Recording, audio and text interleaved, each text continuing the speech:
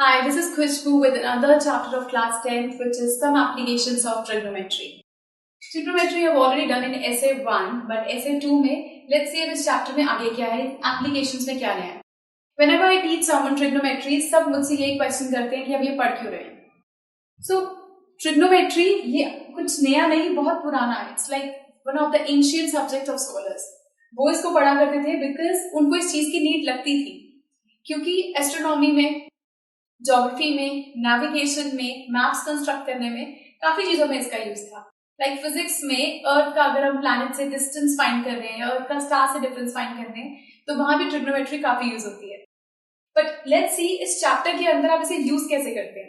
सो वही trigonometric ratios जो हमने पहले पढ़ी हैं और उन एंगल्स की वैल्यू वो इसमें यूज होगा, बट इस चैप्टर के अंदर हम फिगर्स का यूज करेंगे. फिगर्स आपको क्वेश्चन में जैसे खुद बनानी होंगी और अकॉर्डिंगली उस पर आपको ट्रिग्नोमेट्री अप्लाई करनी है. सो इसके अंदर द फर्स्ट थिंग जो इसमें आती है that is line of site. Line of site क्या है ये लाइन ऑफ साइट? सपोजिंगली कोई ऑब्जर्वर है, सपोज मैं खड़ी हूं, मैं यहां से खड़े होके, नीचे से खड़े होके मैं ऊपर देख रही हूँ, किसी ऑब्जेक्ट को देख रही हूँ. तो मैं यहां से खड़े होकर किसी ऑब्जेक्ट को ऊपर देख रही हूँ, तो मेरी आईज और उस ऑब्जेक्ट के बीच में जो लाइन बन रही है that is line of site. So that means observer की eye, between the eye of observer, line between the eye of observer and the object. And object वो होती है आपकी लाइन ऑफ साइट. सपोजिंगली कोई observer है, इसमें दो case होते हैं. सो एंगल भी दो तरीके से बनते हैं. One is angle of depression and other is angle of elevation. क्या डिफरेंस है इनमें? फर्स्ट मैं आपको बता रही हूँ एंगल ऑफ एलिवेशन कैसे बनता है. एंगल ऑफ एलिवेशन ये तब बनता है वरना ऑब्जर्वर नीचे खड़ा होकर किसी ऑब्जेक्ट को ऊपर ऑब्जर्व कर रहा है, यहां से खड़ा होकर भी ऊपर की चीज को हम देख रहे हैं, तब बनता है angle of elevation. So suppose यहां पर ऑब्जर्वर है कोई और यहां पर ये ऑब्जेक्ट है. सपोजिंगली दिस इज इसको हम यहाँ पे बना देते हैं, कुछ भी काइट है सपोजिंगली ऊपर.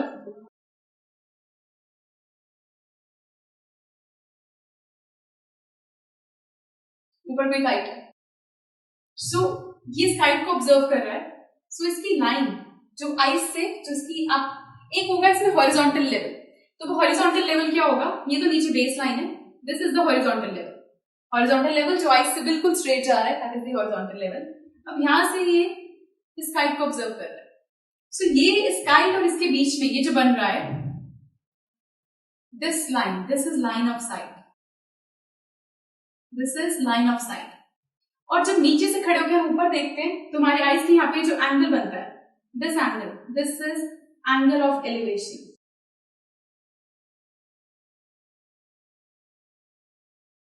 Angle of elevation. सो जब नीचे से खड़े होकर किसी चीज को ऊपर देख रहे हैं तब बन रहा है हमारा एंगल ऑफ एलिवेशन. नेक्स्ट आता है angle of depression. Angle of depression में क्या होता है? ऑब्जर्वर ऊपर है, कोई ऑब्जर्वर यहां पर है, ऑब्जर्वर यहां पर है, ये नीचे किसी चीज को ऑब्जर्व कर रहा है. सपोजिंगली ऊपर ये किसी फ्लोर पर है, यहां पर पड़ी एक बॉल पड़ी है. सो ऑब्जर्वर की पहले तो line of site and not line of site, the horizontal line वो ये होगी. This is the base line, यहाँ बेस लाइन होगी. ऑब्जर्वर इसको ऑब्जर्व कर रहा है, तो this is line of site. ये लाइन ऑफ साइट है and this is the horizontal level. So observer सिर्फ नीचे की चीज को देख रहा है, तो यहां पर जो एक एंगल बनेगा this angle is angle of depression. इसी एंगल को हम कहते हैं एंगल ऑफ डिप्रेशन. सो यही दो चीजें मेन है इस चैप्टर के लिए. ये दो चीजों के ऊपर ही पूरा चैप्टर बेस्ड है आपका. और इससे क्वेश्चंस हो सकता है 3 मार्क्स में आए, 4 मार्क्स में आए. ज्यादा चांस यही होता है ये 3 या 4 मार्क्स में ही आते हैं. तो इन दो टॉपिक्स को, एंगल ऑफ एलिवेशन और एंगल ऑफ डिप्रेशन को आप अच्छे से समझिए, और इस पे क्वेश्चन जो बेस्ड होंगे वो आप उसके लिए नेक्स्ट वीडियो देख सकते हैं. एंड इन केस कोई भी डाउट आए please do write to us and do watch the next video. Good bye.